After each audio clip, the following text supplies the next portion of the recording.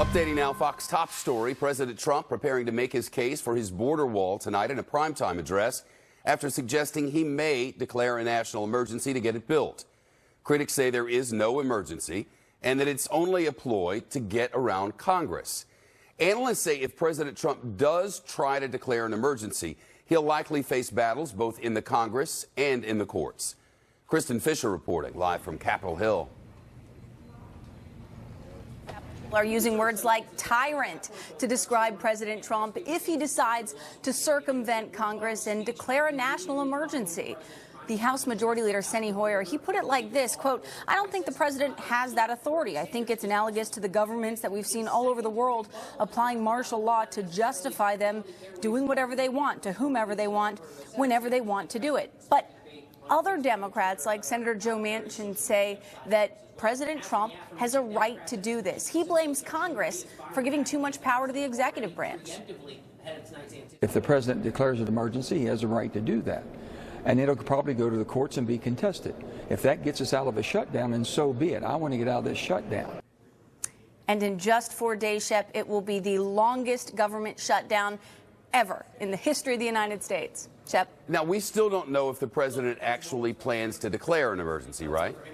Yes, we don't know. It's certainly a very big possibility. We know that President Trump has been considering it very seriously. Vice President Mike Pence said that the White House counsel's office is looking into the legality of it. And just this morning, he was asked point blank, do you expect President Trump to declare a national emergency during his primetime address tonight? Here's how he answered.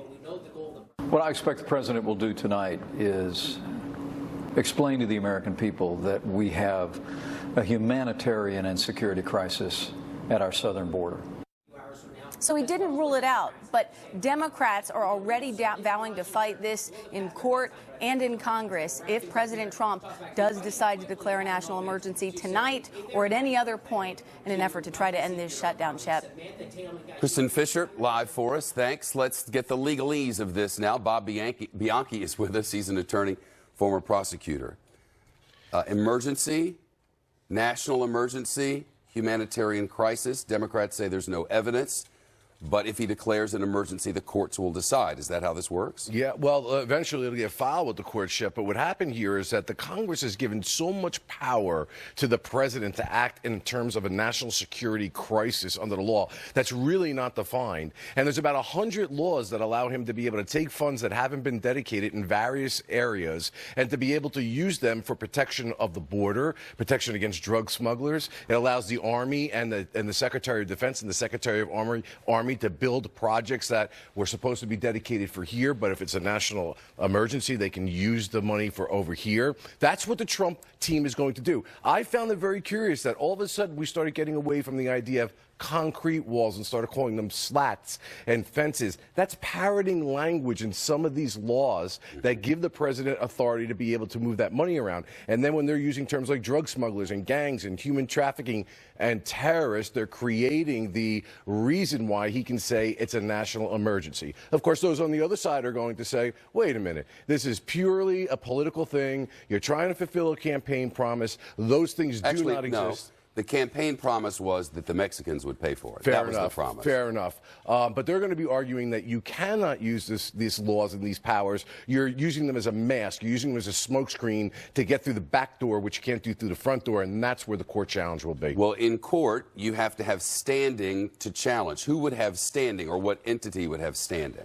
You know, when you're talking about shifting money for projects that have already been dedicated, perhaps maybe to contractors, or money that's not going to go to the place where it was originally designed, but moved over towards building a wall, those people could have standing. People whose property would be affected could have standing. It's going to be a real issue as to whether the Congress has standing, because typically speaking, they typically don't have standing in these scenarios. But I am certain, I am assured, without question, they will find somebody that has got the standing to file the suit to get it before the court. Well, the government is shut down, or portions of the government are shut down in the interim. Is this a process that could potentially move along quickly? Is it something that might be drawn out? I think it's going to move quickly because, in essence, what this act is That doing, is, again, predicated on we don't know if he will do this.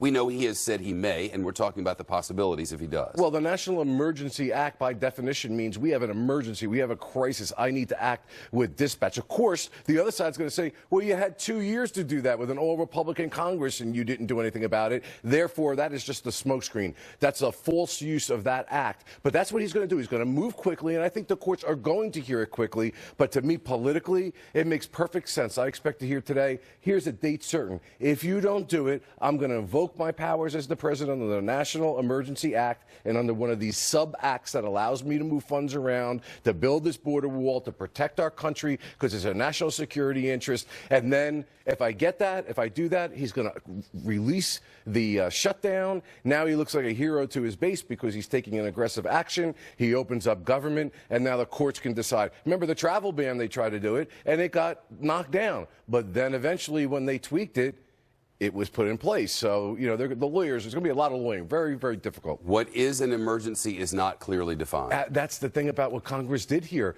It is not clearly defined. It is up to the discretion of the president to make that call. That's where the power resides. And courts are very reluctant to substitute their own judgment for the judgment given by law to the executive branch of government in the president. Bob Bianchi, thank you. You got it, Shep.